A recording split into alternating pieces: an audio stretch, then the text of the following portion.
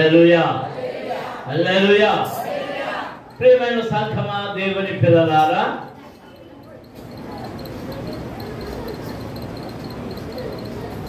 కొన్ని వారాల క్రితం వరకు వరుసగా కొన్ని ఆజ్ఞలను గురించి ధ్యానం చేశాం. అది కూడా గ్యాప్ చేస్తుంది. కొన్ని వారాలు ఈ రెండు సంఘాలు ఏకమై అన్నప్పుడు జ్ఞాపకం చేసుకున్నాం. 5 ఆజ్ఞలు ధ్యానం చేస్తాం. ఏ రోజు 6వ ఆజ్ఞ కొంచెం సేపు ధ్యానం చేసుకుని ఆరాధనలో ముగించుకుంటాం. 6వ ఆజ్ఞ ఏంటి చెప్పండి? 6వ ఆజ్ఞ ఏంటి?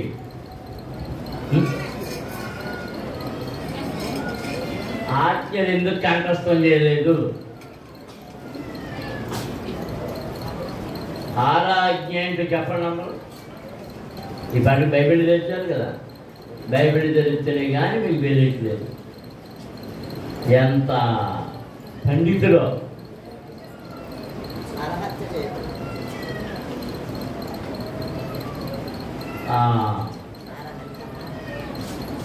చాలా సామెతలు ఉన్నాయి. చదువుకున్న వాడికంటే ఎవరి మీద అంట అలాగే నన్ను చెప్తారు. అంతే నేను అట్లా వాళ్ళ మీద చదువుకోకముందు ఏమన్నాడంట? కాకరకాయ అన్నాడు. బాగా చదువుకున్న ఏమన్నాడంట? కేకరకాయ అన్నాడు. మన పని అలా ఉంది. అమ్మా ఎవరు ఎక్కువ రచించు పాలివ్వండి.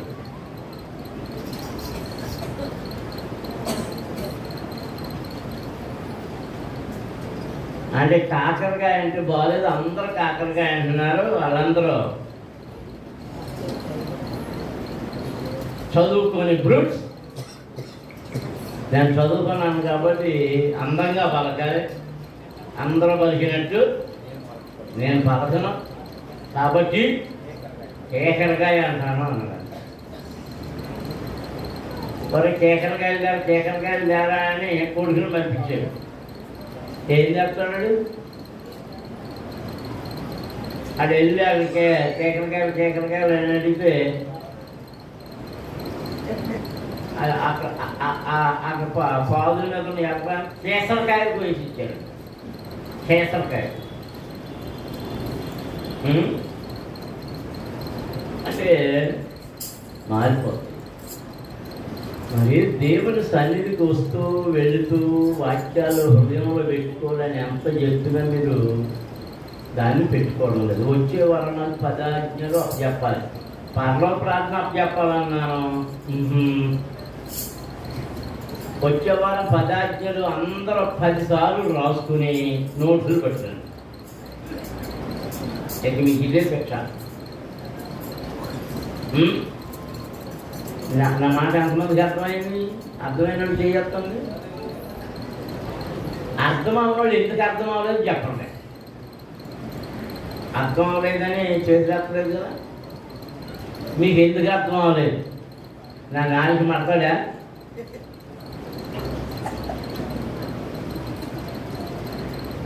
అందరూ 10 ఆజ్ఞలు నేర్చుకోవడం, అలాగే 10 సార్లు నోట్స్ మీద రాసి కనీసం మీ వల్ల ఆ నోటు పుస్తకాలు వ్యాపారం జరుగుతుంది. పేపర్ల మీద రాసుకొచ్చే కుదరదు. నాకు నోట్స్ మీదే రాసుకురావాలి. 6వ ఆజ్ఞ నరహత్య చెయ్యకూడదు. 10 ఆజ్ఞలో మొదటి ఆజ్ఞ నేనే దేవుడను, నేను తప్ప వేరొక దేవుడు ఉండకూడదు. 2వ ఆజ్ఞ పైన ఆకాశం అందే గాని కింద భూమి అందే గాని అంటే విగ్రహారాధన చెయ్యకూడదు. 3వ ఆజ్ఞ నీ దేవుడైన యెహోవా నామమును వ్యర్థముగా ఉచ్చరింపకూడదు. 4వ ఆజ్ఞ విశ్రాంతి దినమును పరిశుద్ధముగా ఆచరించుటకు జ్ఞాపకం ఉంచుకోవాలి, ఆచరించాలి. 5వ ఆజ్ఞ, నీవు దీర్ఘాయుష్మంతుడవగినట్లు నీ తండ్రిని నీ తల్లిని సన్మానించుము. 6వ ఆజ్ఞ, నరహత్య చెయ్యకూడదు. చెప్పండి అందరూ, 6వ ఆజ్ఞ. మేమన్నా చంపేస్తున్నామా? నేనేమన్నా చంపేస్తున్నామా? ఇది మనం సాధారణంగా చేసుకునే ప్రశ్న. కత్తి పెట్టి పొడవక్కర్లే, ఉరివేసి చంపక్కర్లే. కత్తిపోటు వంటి మాటలతో ఇతరులను చంపేస్తున్నాం. ఎలాంటి మాటలతో మాట్లాడుతుంది? కత్తిపోటు వంటి మాటలు. అనే మాటలకి అంత బాధ కలిగి, అవమానం కలిగి, సిగ్గు కలిగి త్వరగా బయటకు పోయి ఏ చెట్టుకు ఉరేసుకుంటామో, ఫ్యాన్కు ఉరేసుకుంటామో, లేదా గోదట్లో దూపడమో అలాంటివి చెప్పుకోవాలి. అత్తగారులు పెట్టే బాధ భరించలేని కోడళ్ళు చనిపోతున్నారు. అలా కోడళ్ళు పెట్టే కష్టాలు తట్టుకోలేక అత్తలు చచ్చిపోతున్నారు.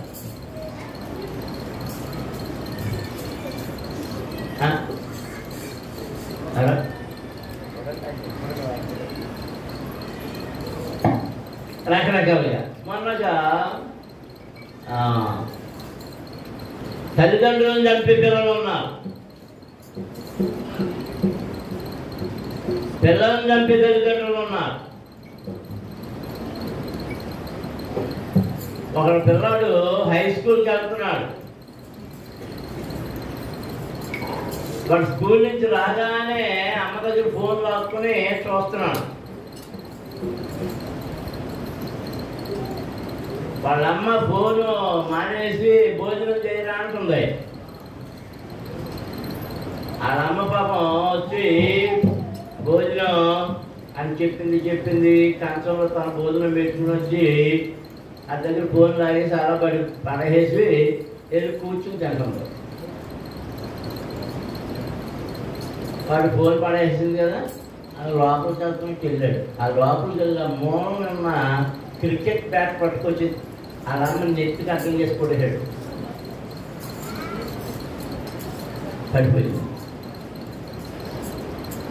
పడిపోతే వాళ్ళమ్మ తీసుకుని అక్కడ పెట్టిన ఫోన్ తెచ్చుకోవాలనుకుంటున్నాడు. అంతే, అమ్మ పడిపోయిందని కానీ ఏమైందని కానీ లేవట్లేదని కానీ వాడికి స్పృహ లేదు.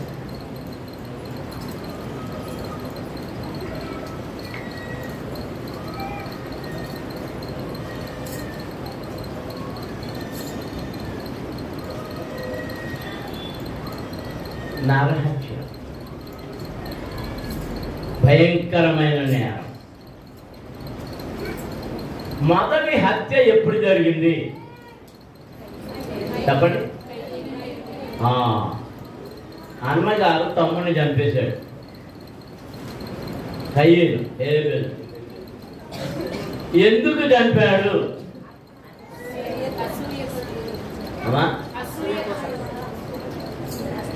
అప్పుడు మరి తమ్ముడు అప్పుడు దేవుడు అంగీకరిస్తే ఈడికి ఎందుకు బాధ వచ్చింది?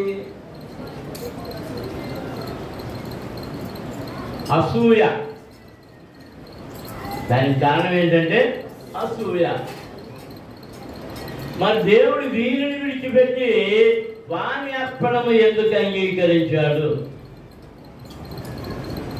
నాకు అర్థమైంది ఏంటంటే హేబెలు యొక్క సహవాసము ఎక్కువ దేవునితో ఉంది. ప్రార్థనాపరుడుగా ఉన్నాడు, దేవునితో సహవాసం చేసేవాడుగా ఉన్నాడు. అతను గొర్రెల కాపరి. ఆ గొర్రె మందల యొక్క క్షేమమంతా దేవునికి అప్పచెప్పాడు. ఇతనికి మంద అక్కడి నుంచి వచ్చింది. అన్నగారు కయ్యను ఏం చేస్తున్నాడు? కయ్యను ఏం పని కలిగిన వాడు? వ్యవసాయం చేసేవాడు. అతనికి భూమి ఎక్కడ ఎవరి దగ్గర నుంచి కొన్నాడు చెప్పండి? ఈ భూమి మనుషుడి కొరకు సృష్టించబడింది కనుక అది అతడిదే. మరి తమ్ముడైన హేబెలు యొక్క ఈ మందలు ఎక్కడివి? అవి కూడా దేవునివే. ఆ పంటల మీద ఉన్న పశువులన్నీ నావే అంటున్నాడు కదా, వాటిలో కొన్నట్టు తెచ్చి తన దొడ్డి ఏర్పరిచి వాటిలో క్షేమంగా పెంచుకున్నాడు. దేవునికి స్తోత్రం. హల్లెలూయా. వాటిలో మేలైనవి, శ్రేష్టమైనవి, కొడువినవి, మంచిగా ఉన్నవి దేవునికి ఇచ్చాడు. వాటి బాగోగులు చూస్తూ, వాటి కొరకు శ్రమ పడుతూ, వాటి కొరకు కష్టపడుతూ ఉండి కొన్ని దేవునికి ఇవ్వాలని ఆశ కలిగి వాటిని ప్రత్యేకంగా పెంచాడు. వీడు బహుశా తమ్ముడు పట్టుకెళ్తున్నాడని వీడు కూడా పట్టుకెళ్ళి ఉంటాడు. వీడు తినగా మిగిలిన పట్టుకెళ్ళాడు. వాని హృదయపు ఆలోచన మంచిది కాదు కనుక దేవుడు వాని యొక్క అర్పణమును అంగీకరించలేదు. హేబెలు యొక్క అర్పణము మనస్సు మంచిది కనుక ఆ అర్పణను అంగీకరించాడు. దేవునికి స్తోత్రం చెల్లించాడు. హల్లెలూయా, హల్లెలూయా, హల్లెలూయా. మనం కత్తి పెట్టి పొడిస్తేనే కాదు హత్య. మన శాపవచనాల్లో మనుషులు చెప్పడం ఉంది. మన తెలుగు చిక్కులు ఎక్కువ ఉంటాయి. ఏదో చాలాసార్లు జ్ఞాపకం చేశాను.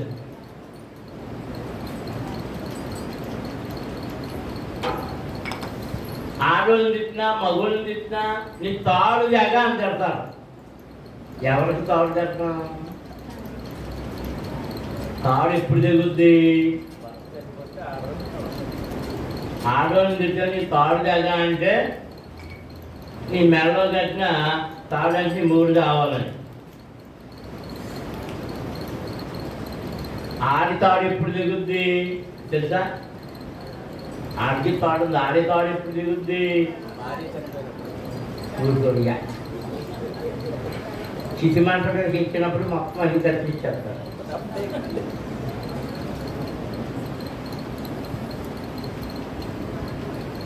ఆ దేహం మీద ఇంకేమవసరం? మనం అంటే సూట్లు బూట్లు తొడిగేసి కప్పెడతాం. కానీ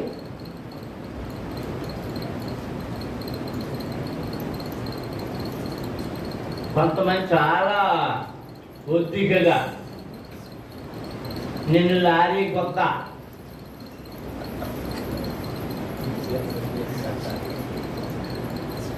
నిన్ను పిల్లల పాము కరవ,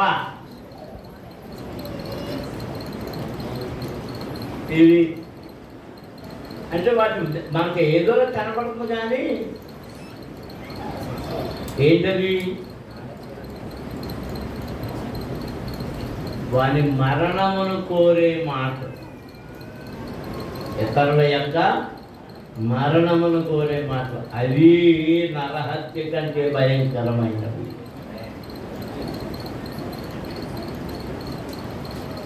ఆజ్ఞలు ఆజ్ఞ అంటే నరహత్య చేయకూడదు, చేయకూడదు. ఈ ఆజ్ఞలను గురించి ప్రభువైన యేసుక్రీస్తు మత్తయి సువార్త 5వ అధ్యాయంలో చాలా శ్రేష్టంగా స్పష్టంగా విషయాలన్నీ చెప్పారు. ఈ నరహత్య గురించి 21వ వచనం నుండి చదువుదాం. 5వ అధ్యాయం 21వ వచనం. మత్తయి సువార్త 5వ అధ్యాయం 21. ఇంటికి వెళ్ళిన తర్వాత మత్తయి సువార్త 5వ అధ్యాయం పదే చదవండి. అందులో మీకు ఆజ్ఞలను గుర్చినటువంటి విశేషాలు మీకు కనపడతాయి. నరహత్య చేయవద్దు. నరహత్య చేయవాడు విమర్శకు లోనగునని పూర్వీకులతో చెప్పబడిన మాట మీరు విన్నారు కదా. నేను మీతో చెప్పునదేమనగా, తన సహోదరుని మీద పాపపడి ప్రతివాడు విమర్శకు లోనగును. తన సహోదరుని చూచి ఎద్దుడా అని చెప్పువాడు మహాసభకు లోనగును. ద్రోహి అని చెప్పువాడు నరకాగ్నికి లోనగును. దేవునికి స్తోత్రం. అందరం స్తోత్రాలు చెల్లించుదాం. హల్లెలూయా, హల్లెలూయా. ధర్మశాస్త్రపు నియమాల్లో ఎవడైనా మనిషిని చంపితే దానికి రుజువు ఉంటే వారిని రాళ్లతో కొట్టి చంపేయాలి. అయితే ప్రభు ఏం చెప్తున్నాడు ఇక్కడ? ప్రభు ఏం చెప్తున్నాడు? నేను చెప్పున్నదేమనగా, తన సహోదరుని మీద కోపపడి ప్రతివాడు విమర్శకు లోనగును. శిక్ష, శిక్ష ఎవరికి? ఎవరికి శిక్ష? కోపడితే చాలు. నీ సహోదరుడి మీద కోపడకూడదు. నువ్వెప్పుడైతే కోపడ్డావో నీవు వారిని అంతం చేసినట్టే, హత్య చేసినట్టే. దేవునికి స్తోత్రం. ఇక్కడ 3 ప్రాముఖ్యమైన విషయాలు ప్రభు చెప్తున్నారు. కోపపడకూడదు. మరో చోట ఏమని రాయబడిందంటే, పాపపడుడు గాని పాపము చేయకుడి. కోపడండి, గద్దించలేదు. గద్దించేటప్పుడు కోపం అవసరం. నీ కోపంతో పాపం చేయొద్దు. నీ కోపంతో పాపం చేయొద్దు. దేవునికి స్తోత్రం. పాపంతో చాలా మాటలు విసిరేస్తాం, చాలా మాట్లాడుతుంటాం. కోపంతో వచ్చే మాటల వలన చాలా దుష్ఫలితాలు పొందుతాం. అందుకే పెద్ద ఏమని చెప్తారంటే, కాలు జారినా తీసుకోవచ్చు కానీ నోరు జారితే తీసుకోలేదు. దేవునికి స్తోత్రం. అందరూ స్తోత్రం చేయవచ్చు. హల్లెలూయా, హల్లెలూయా, హల్లెలూయా.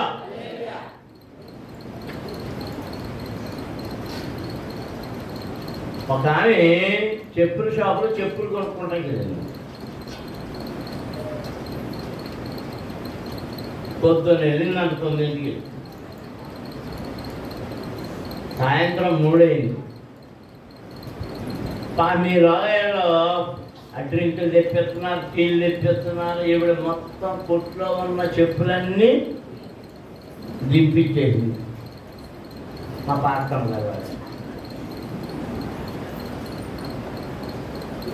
అలిసిపోయిందంటే 3ంటికి. 3 అయ్యేటప్పటికి అలిసిపోయేటప్పటికి అన్నీ చిరాకు వచ్చి ఇప్పుడున్న చెప్పుల్లో ఇవి బాగున్నాయి, ఇది ఎంత అని అడిగిందంట. ఇది మీకు ఫ్రీగా ఇచ్చేస్తాను అన్నది.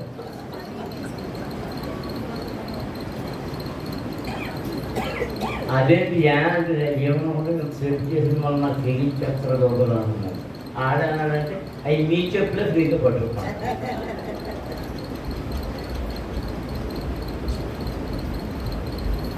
ఆ షాపులకి ఎంతమంది నేర్పించింది? ఆ కొట్టుళ్ళంతా ఆ కరెంటు నష్టం, ఆ పని నష్టం, ఆ డ్రింకుల నష్టం, కాఫీలు నష్టం. మిగిలిన వాళ్ళు వచ్చిన వాళ్ళేమో చూడనేమో. అది అలాగే వెళ్ళిపోయేవేటి, నా చెప్పులు చూపించబేటి అంతే. తప్పు లేని వారు తమ తప్పు లేదు. తప్పు లేని వారు తండోపతండములు ఉర్విజనులకెల్లా ఉండు తప్పు. తప్పు లేని వారు తమ తప్పు లేదు గారు స్వదాభిరామ వినురవేమ.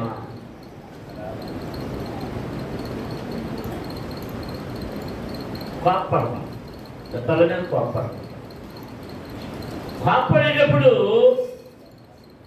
ఇతరుల తప్పే మనకు కనపడుతుంది, కానీ మన తప్పు మనకి కనపడుతుంది.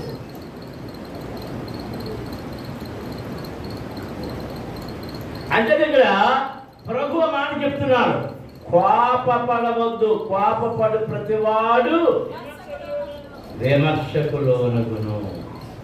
దేవునికి స్తోత్రం. అంటే క్రైస్తవునికి ఏముండకూడదు, ఏముండకూడదు? నాకు కోపం లేదన్నవాడు అంతమంది చేస్తాను, నాకు కోపం ఉంది అన్నవాడు చేస్తాను, నాకు ఉంది కోపం. అమ్మయ్య, అందరూ నేను ఒప్పుకున్నారు.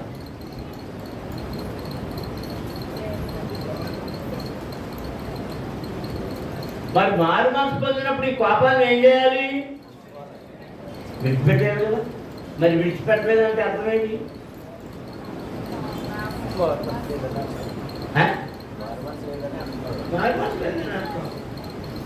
మారు మనసు పొందలేదని అర్థం. దేవునికి స్తోత్రం. హల్లెలూయా. రెండవది, తన సహోదరుని చూచి వ్యర్థుడా అని చెప్పువాడు మహాసభకులోనగును. నువ్వు ఒక్క పనికిమానుడురా, నువ్వు ఒక్క వ్యర్థుడురా అని చెప్తాడా చూసారా? అలాగే తిట్టేవాడు దేనికి లోనవుతాడట చెప్పండి? మహాసభకు. మహాసభ అంటే న్యాయపు సభ, విమర్శ మహాసభ. దేవునికి స్తోత్రం. అంటే మనం కోర్టుకి ఏడ్చబడతాం.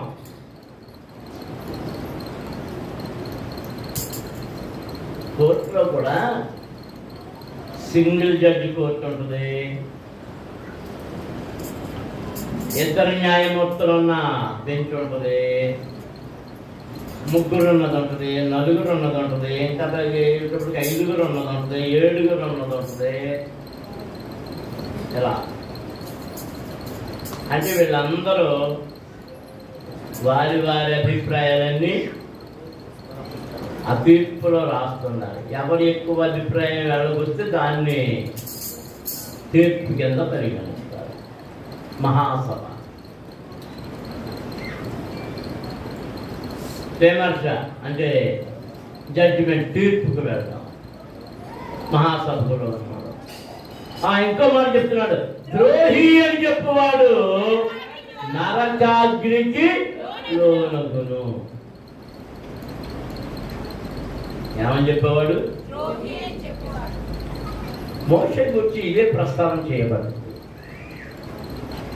చాలా మంది దైవభక్తులు చెప్పేది ఏంటంటే, మోషే ఎందుకు కనాను దేశానికి చేరలేదనే మాటకి ఈ మాట చెప్తాడు. ఇశ్రాయేలుని తిట్టారంట. ఏమని? ద్రోహులారా. ఎప్పుడు? నేల కోసం ఊరికి ఇచ్చేస్తుంటే కోపం వచ్చేసి ఈ తిట్లని ఎప్పుడు వస్తాయి? కోపం వచ్చినప్పుడు. దానిని గురించి యోధా పత్రికలు ఏమంటున్నాడంటే, యోధా గారు, మోషే చనిపోయిన మిఖాయేలు దూత ఆయనకి వెళ్ళాడంట. అంతకంటే ముందు తయారయ్యాడంట. నువ్వెందుకు వచ్చావు? ఎవరో సాతాను.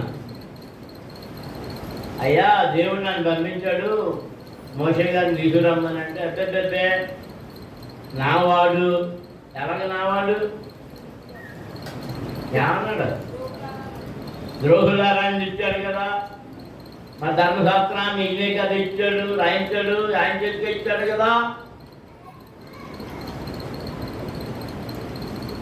కాబట్టి ఆయన అర్హుడు కాదు దేవుని సన్నిధికి వెళ్ళడానికి. అంటే మిఖాయేలు దూత వానితో వ్యాజ్యమాడుటకు తెగింపక.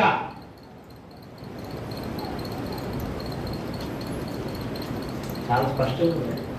వారితో తక్కువ పెట్టుకుంది, వ్యాఖ్యమానలేదు, దేవునికి అప్పగించాడు. దేవునికి స్తోత్రం. హల్లెలూయా, హల్లెలూయా. అంటే ఇక్కడ మనం గ్రహించవలసింది ఏంటంటే, సహోదరుని మీద కోప్పడడం కానీ, వ్యర్థుడా అని చెట్టడం కానీ, బూతులు చెట్టడం కానీ, ద్రోహి అనే భయంకరమైన మాటలు మాట్లాడడం కానీ నరహత్యలోనికి చేరుతా ఉన్నాయి. నరహత్య చేసినంత దోషము.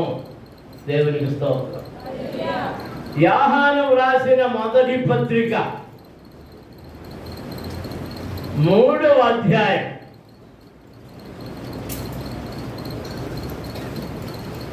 యోహాను వ్రాసిన మొదటి పత్రిక 3వ అధ్యాయం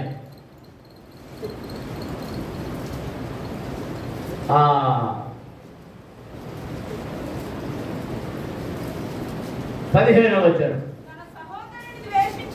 తన సహోదరుని ద్వేషించువాడు నరహంతకుడు.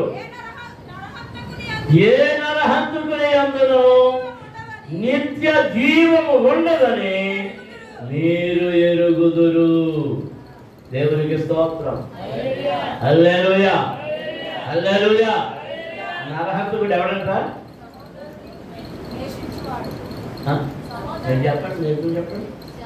గడ్డమంట కాదు, కాకపోతే కొద్ది సహోదరుని ద్వేషించేవాడు ఎవరు? నరహంతకుడు. నీ సహోదరులను ద్వేషిస్తే నీవు నరహంతకుడిగా ముద్ర వేయబడతావు. నేను ద్వేషిస్తే నరహంతకుల లిస్టులో నేను వ్రాయబడతాను. ప్రభు ఇచ్చిన ఆజ్ఞ ఏంటంటే, ఒకని ఒకడు ప్రేమించవలెను. ఏం చేయాలి? నెరవేరా. ఏటో అనుమానంలో పడిపోయావు. నేను దాన్ని చూస్తున్నా, నేను ఎలా చూస్తున్నా అనుకున్నా కానీ నా కన్ను ఎలా చూస్తూనే ఉంది.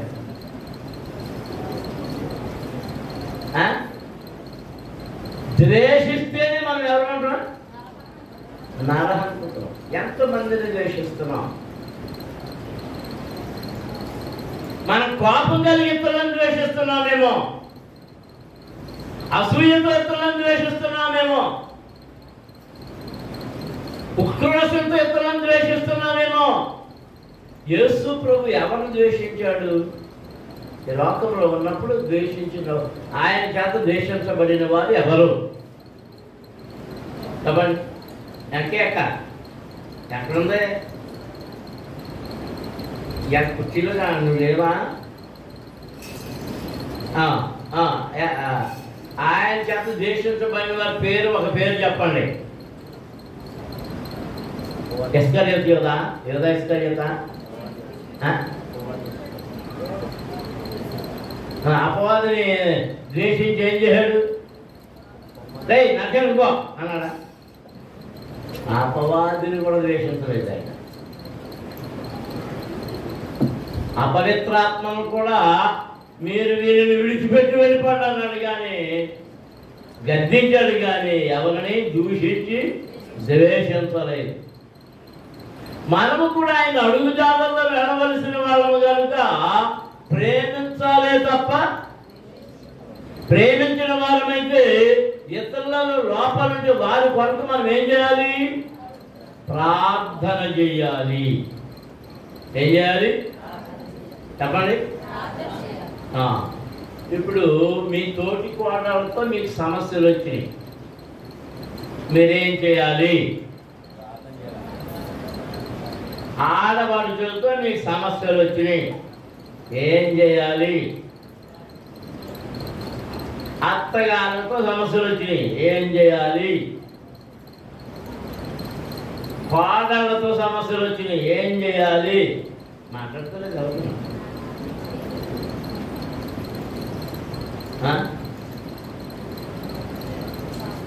ఏ సమస్య వచ్చినా మనం ఎవరితో చెప్పాలి? దేవునితో మాత్రమే. అందులో దేవునికి స్తోత్రం చేయాలి. హల్లెలూయా, హల్లెలూయా, హల్లెలూయా. మనం దూషించినా ద్వేషించినా పరుషమైన మాటలు మాట్లాడినా ద్రోహి అన్నా వ్యర్థుడా అన్నా అంటే తిట్లు కూడా తిట్టడానికి వీల్లేదు. మన దేవుడు మనకి ఏం చేశాడు?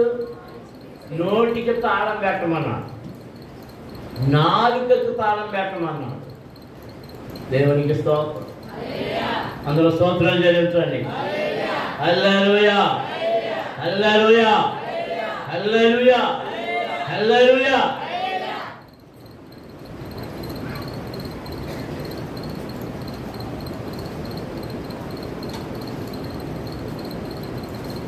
మన హృదయం ఏమి ఆలోచిస్తున్నదో దానిని బట్టే మన పెదవులు.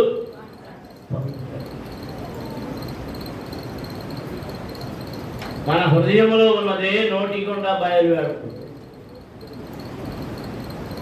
వాక్యానుసారముగా మనము జీవించే వారమైతే, వాక్యానికి అనుకూలముగా ఉన్న వారమైతే, వాక్యాన్ని నేర్చుకున్న వారమైతే మన మాట కానీ మన క్రియ కానీ వాక్యానుసారముగానే ఉంటూ ఉన్నది. మోకరించండి, ప్రార్థన చేస్తున్నాం. నరహత్య చేయవద్దు. నువ్వు పెదవులతో కూడా ఎవరిని చంపకూడదు. నాలుక మాటల ద్వారా ఎవరిని చంపకూడదు. బూతుల ద్వారా ఇతరులను చంపకూడదు.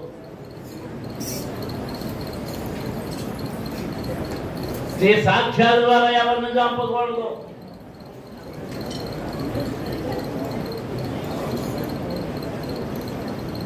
అనేక మాటలు పలుకడం వల్ల అనేక మంది జీవితాలు కూల్చేస్తున్నాం. అది నరహత్య, నరహత్య. వారి ప్రాణాన్ని తీసేస్తున్నాయి.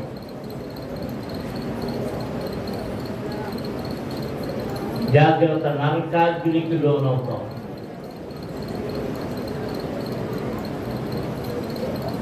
తన సహోదరుడు ద్వేషించేవాడు నరహంతకుడు. నీ అన్నదమ్ములను ద్వేషిస్తే నీవు నరహంతకుడివి. నీ అక్క చెల్లెలను ద్వేషిస్తే నరహంతకుడివి. నీ ఇంటి వారిని ద్వేషించిన నరహంతకుడివే. నీ తోటి వారిని ద్వేషించిన నరహంతకుడివే. నీవు ఎవరిని ద్వేషించినా నరహంతకుడివే. ఎవరిని ద్వేషించిన నరహంతకుడివే. దేవుని దగ్గర మీ స్థితిని ఒప్పుకున్నాడు. మీ స్థితి చెప్పుకోండి, మీ స్థితి చెప్పుకోండి. హల్లెలూయా, హల్లెలూయా, హల్లెలూయా, హల్లెలూయా, హల్లెలూయా, హల్లెలూయా, హల్లెలూయా. యేసయ్యా మీకు స్తోత్రములయ్యా, మీకు స్తోత్రములయ్యా.